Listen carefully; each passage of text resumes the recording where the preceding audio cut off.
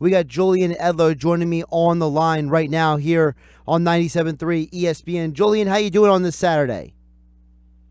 I'm doing pretty well. How about you, Josh? I'm doing good. The first thing I want to ask you is, before we get into the game itself, what has been probably the biggest question that you've run across when it comes to playing daily fantasy basketball with DraftKings with the NBA Finals? Because it's a very different strategy than it is the rest of the season. Yeah, I mean, I would say with one game daily fantasy, the biggest question that I've come across is, don't a lot of people have the same team? Because playing in these big GPPs where there's so much variance, for example, in baseball last night, it was a 15-game slate, so plenty of options to choose from. But even with these one-game slates for the NBA, and particularly with captain mode, where when you're selecting your first player, you're paying 1.5 times salary, and that player is going to be your captain, and you're going to get 1.5 times DraftKings points for that player. So that creates another way to differentiate your lineup there. And for the most part, obviously, there's going to be some overlaps. People are going to have similar teams to you. Maybe in some instances, there's other users with an identical team to you. But for the most part, you can make your team pretty different, even with just one game to pick from.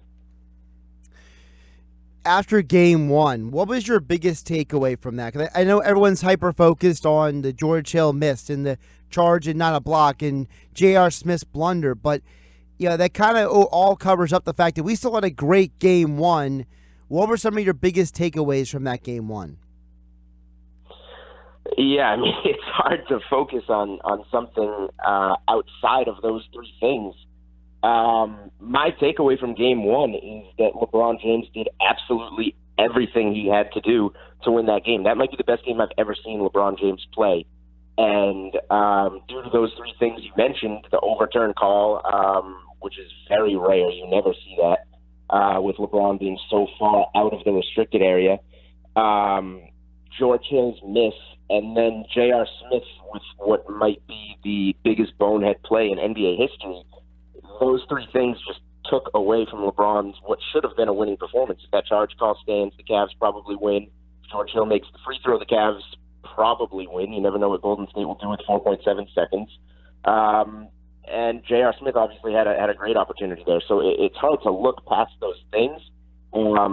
I know a lot of people feel like, well, the Cavs just showed that they can compete because of how close that game was in regulation.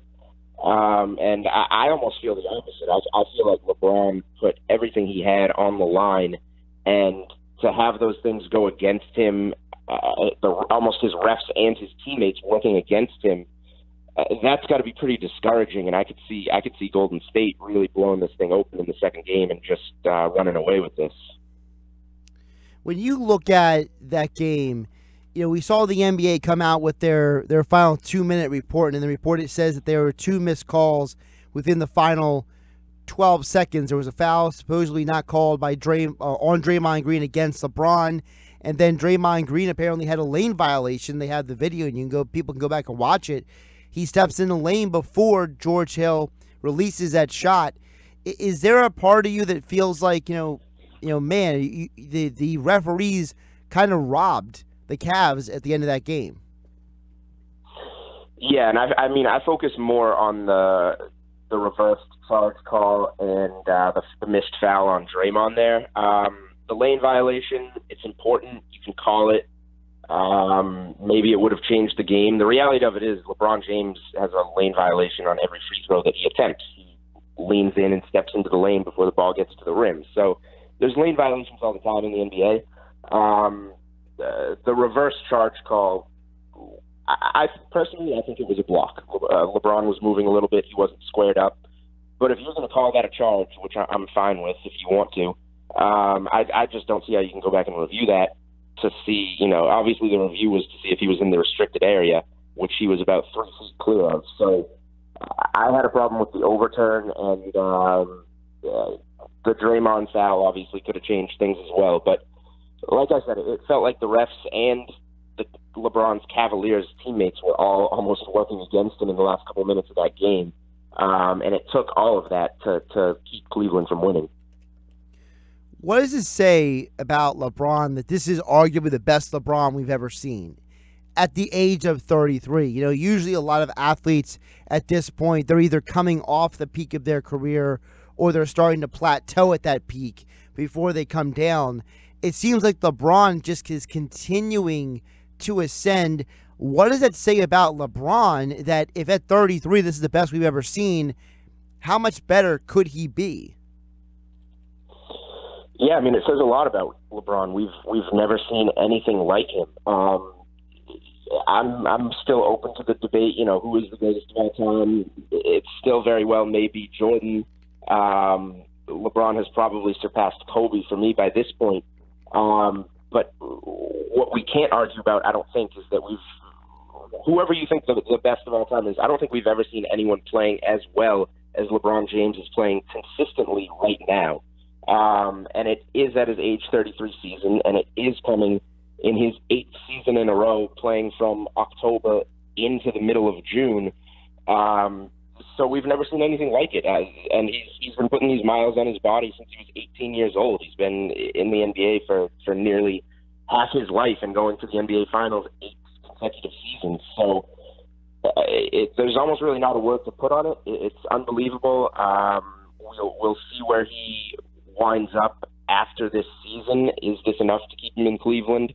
Is the George Hill missed free throw and the J.R. Smith not knowing the time situation, is that enough to get him to leave Cleveland on just those two plays alone? Wherever he winds up, there still could be another chapter in his career, and it's going to be pretty exciting to see where he winds up.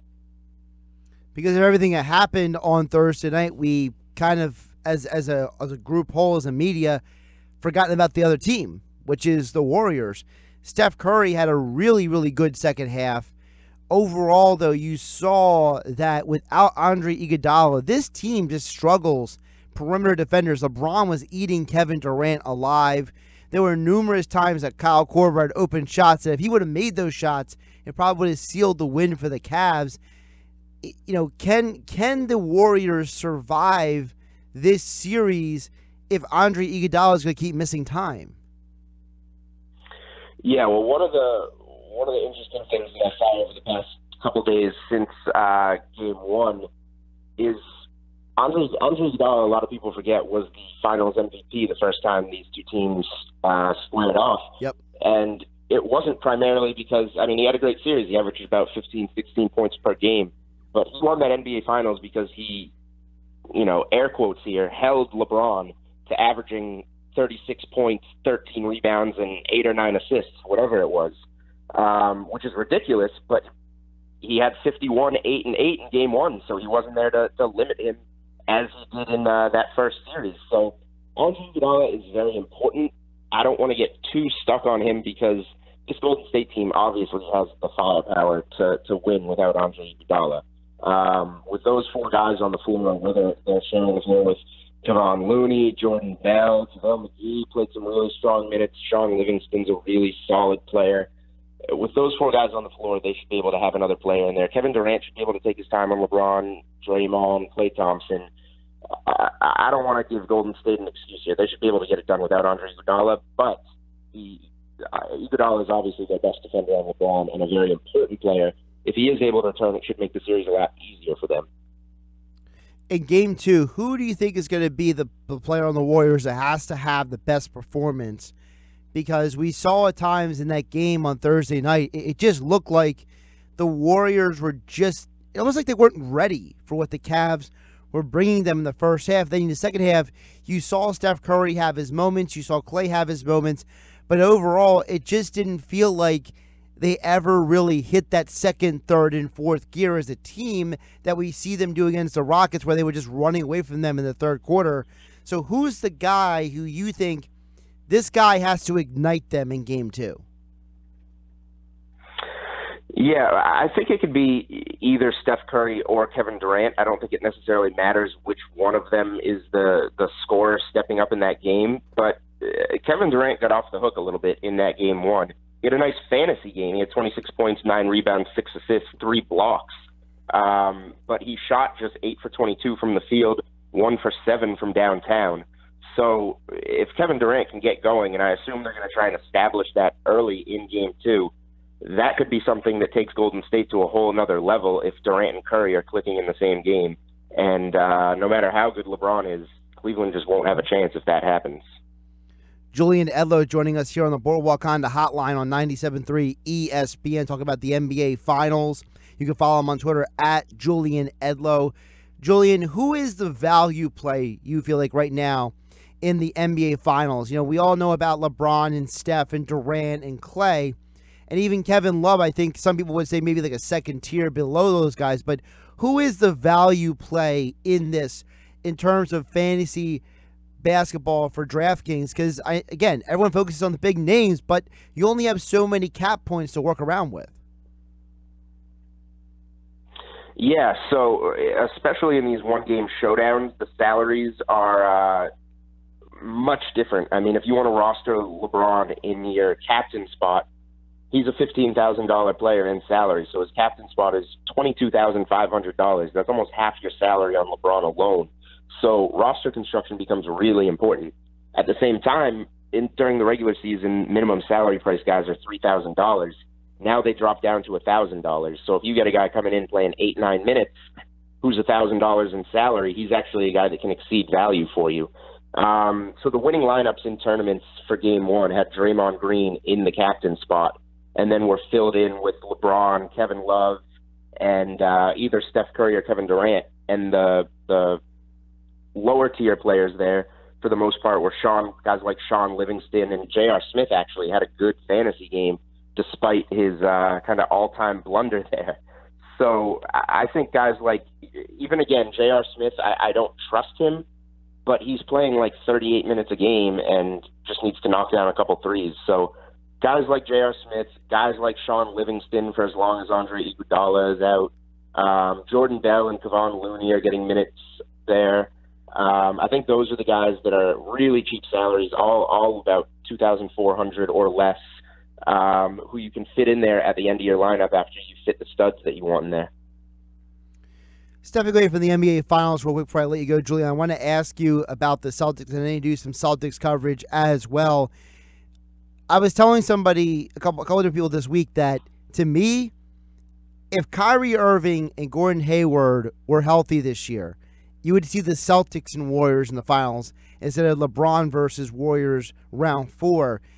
How much better can this Celtics team be next year, considering the fact that, yeah, you're adding Kyrie and Gordon, but at the same time, you're diminishing the minutes of some of the big contributors from the playoff run from this year? Yeah, I think the Celtics can be a lot better. This season almost turned into a blessing in disguise. It would have been great to see Kyrie and Gordon Hayward out there and see this team in the NBA Finals, but what they were able to establish in terms of developing these young players, Terry Rozier coming out of nowhere to be one of the players that they needed to get to a Game 7 against Cleveland. Jaylen Brown had a fantastic season, and in particular, Jason Tatum just showing can't-miss superstar qualities. He's going to be one of the top 5 players in the NBA, in my opinion, in the next 3 to 4 years. So when you add Gordon Hayward and Kyrie Irving to that, Al Horford still has a couple of years on his contract. Unless LeBron goes to Philly, this Celtics team is clearly going to be favored to win the East next season, and they're going to have it would be a disappointment not to see a healthy Celtics team in the 2019 NBA Finals, I would say. We know that Danny Ainge is a very advantageous general manager. Is there a possibility that he maybe even trades a guy like Terry Rozier this offseason to maybe, acquire some more draft capital, because, maybe the iron's hot for a guy like him, and that's an opportunity to maybe steal a pick from somebody? Yeah, well, I'm glad that you phrased the question that way, rather than is there a possibility that Danny Ainge trades Kyrie Irving this offseason, which people on Twitter seem to suggest would work just fine because you can plug Terry Rozier in there. I think that there is, no, you don't want to do that. You want Kyrie Irving and Gordon Hayward. But Danny Ainge has showed the ability to, as you said, strike when the iron is hot as well as anyone. So Ainge is all about getting value. If somebody offers him a pick in the mid-teens or something for Rozier that the Celtics don't necessarily need, I don't think that's something he would be interested in. If there's a team that's desperate for point guard play and Rozier is still under contract for $3 million next season, so he's a fantastic deal. If he finds a team out there that's desperate and willing to give up enough that Ainge would say the Celtics are getting the most talent in this deal, I think he would absolutely consider that. But overall, I think that there's not really a deal out there right now that would make sense for Terry Rozier, which means at $3 million, he's just fantastic insurance for Kyrie Irving, because Irving just isn't a guy that goes out there and plays 82 games. He's a guy that even if he's going to be healthy during the postseason, is going to be nicked up a little bit during the regular season. So if you can get Kyrie some rest, play him in maybe 60 games or so, have that be the plan going into the 2018-19 season, and know that you have Terry Rozier there to start those games and give you a very capable point guard, I think that might be the most appealing thing for Danny Ainge at the moment. What is your gut feel on Marcus Smart? He's a restricted free agent, but reports are that he's looking for $12 to $14 million. And I mean, is that a number that might be too rich for the Celtics? And if it is, could he legitimately be leaving Boston? Yeah, I'm a pretty big Marcus Smart guy in terms of what he does for this team. He might not knock his shots down, but when he needs to, he seems to be able to find one. And then what he provides in every other aspect on the floor, I think, is extremely valuable. And Danny Ainge and Brad Stevens know that. So they're willing to likely overpay for Marcus Smart. The question is going to be what the number is. If it's in the 12 to 14 million range, I think Boston will offer him that or match whatever he gets somewhere else to bring him back since he's restricted. If the numbers start to creep up to 15 or past that, then, they have a really important decision to make. But I know that the Celtics are intending to bring Marcus Smart back as long as that price tag does not go somewhere into that crazy Evan Turner realm like we saw a couple of years ago. Right.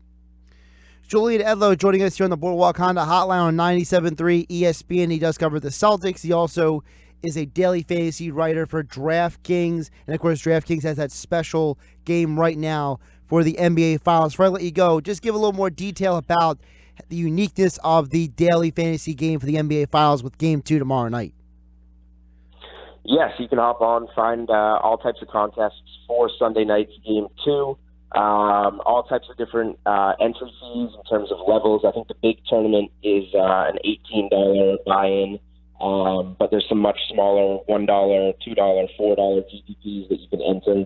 And you're going to roster 6 players under your $50,000 salary cap, starting with your captain, which is your most crucial pick, the guy that you're going to pay 1.5 times salary for, but you're going to get 1.5 times points for. So if you paid that $22.5 thousand for LeBron James in Game 1, you got 114 DraftKings points, which is pretty much unheard of.